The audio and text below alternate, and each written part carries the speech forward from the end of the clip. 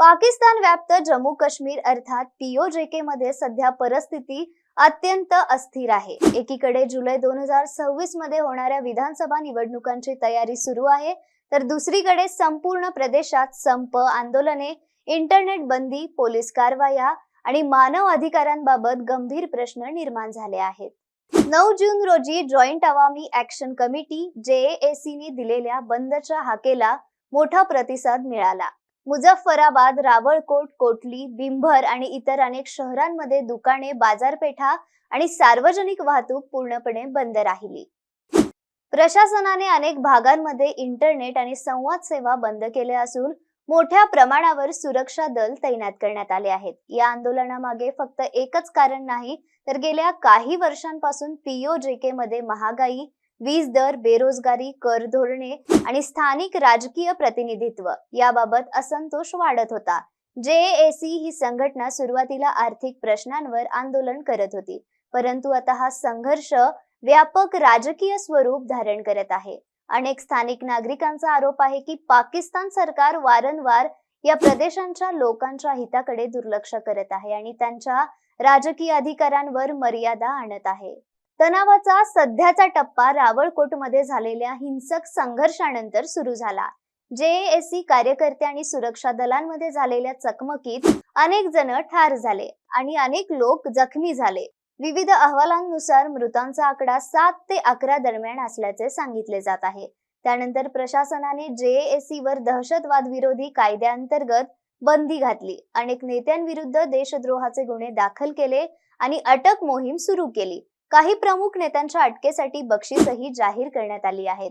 या आंदोलनाला आणखी एक राजकीय परिणाम आहे। 27 जुलै 2026 रोजी पीओजेके मध्ये विधानसभा निवडणुका होणार आहेत। मात्र या निवडणुकांपूर्वी सर्वात मोठा वाद निर्माण झाला आहे तो 12 राखीव विधानसभा जागांवरून। या जागा पाकिस्तानमध्ये वास्तव्यास असलेल्या तथाकथित काश्मीरी निर्वासितांसाठी राखीव आहेत। JAC आणि अनेक स्थानिक गटांचा आरोप आहे की या जागांमुळे पीओजेके मधील प्रत्यक्ष रहिवाशांच्या राजकीय इच्छेवर बाहेरील प्रभाव वाढतो। अलीकडे स्थानिक सर्वोच्च न्यायालयाने या 12 जागांना घटनात्मक संरक्षण असल्याचे सांगितले, ज्यामुळे आंदोलन अधिक तीव्र झाले। निवडणुकांची स्थिती आजच्या घडीला अत्यंत अनिश्चित मानली जात आहे। अधिकृतरित्या निवडणुका जुलैमध्ये होणार असल्याचे पाकिस्तान प्रशासन सांगत आहे, मात्र विरोधी गटांचा दावा आहे की सध्याच्या वातावरणात मुक्त आणि निष्पक्ष निवडणुका होणे कठीण आहे। अनेक आंदोलनकर्ते अटकेत आहेत, इंटरनेट सेवा खंडित आहेत, राजकीय संघटनांवर निर्बंध लावले गेले आहेत आणि सुरक्षा दलांची मोठी उपस्थिती आहे। त्यामुळे निवडणूक प्रक्रियेच्या विश्वासार्हतेवर प्रश्न उपस्थित होत आहेत। मानव अधिकार संघटनांनाही परिस्थितींबाबत चिंता व्यक्त केली आहे। अम्नेस्टी इंटरनॅशनलने आंदोलकांवरील कठोर कारवाई, अटक सत्रे आणि संवाद बंदीबद्दल चिंता व्यक्त केली आहे। अनेक कार्यकर्त्यांचे म्हणणे आहे की आर्थिक मागण्यांपासून सुरू झालेला संघर्ष आता नागरी स्वातंत्र्य, अभिव्यक्ती स्वातंत्र्य आणि राजकीय प्रतिनिधींच्या अस्तित्वाचा मोठ्या प्रश्नात रूपांतरित झाला आहे। दरम्यान काही मानव अधिकार कार्यकर्त्यांनी पाकिस्तानच्या प्रस्तावित 28व्या घटना दुरुस्तीबाबतही प्रश्न उपस्थित केले आहेत। टीकाकारांचा आरोप आहे की दुरुस्तीमुळे इस्लामाबादचा पीओजेके वरील प्रशासकीय आणि राजकीय प्रभाव अधिक वाढू शकतो, ज्यामुळे स्थानिक स्वायत्तता आणखी कमी होण्याची भीती आहे। जरी या मुद्द्यांवर अधिकृत तपशील अद्याप पूर्णपणे स्पष्ट नसले तरी तो स्थानिक असंतोषाचा एक महत्त्वाचा भाग बनला आहे।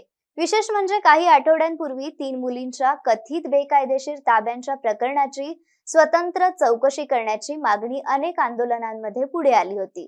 त्याचबरोबर महागाई, वाढती बेरोजगारी, वीज दर आणि जीवनावश्यक वस्तूंच्या वाढलेल्या किमती यामुळे सामान्य नागरिकांमध्ये प्रचंड नाराजी आहे। त्यामुळे सध्याचे आंदोलन केवळ एका घटनेवर आधारित नसून अनेक वर्षांपासून साचलेल्या आर्थिक, सामाजिक आणि राजकीय असंतोषाचा उद्रेक मानला जात आहे।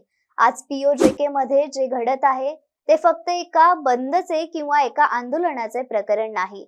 एका बाजूला पाकिस्तान निवडणुकांच्या माध्यमातून राजकीय स्थैर्य दाखवण्याचा प्रयत्न करत आहे, तर दुसऱ्या बाजूला रस्त्यावर उतरलेले हजारो नागरिक प्रतिनिधित्व, अधिकार आणि आर्थिक न्याय याची मागणी करत आहे। त्यामुळे जुलैमधील निवडणुका केवळ सरकार निवडण्याची प्रक्रिया राहिलेली नाही, त्या पाकिस्तानच्या नियंत्रणाखालील काश्मीरमधील लोकांच्या राजकीय भवितव्याची आणि इस्लामाबादवरील विश्वासाची मोठी परीक्षा ठरणार आहे. यावर तुमचं काय मत आहे हे कमेंटमध्ये नक्की कळवा आणि चॅनलला सबस्क्राईब करा. धन्यवाद.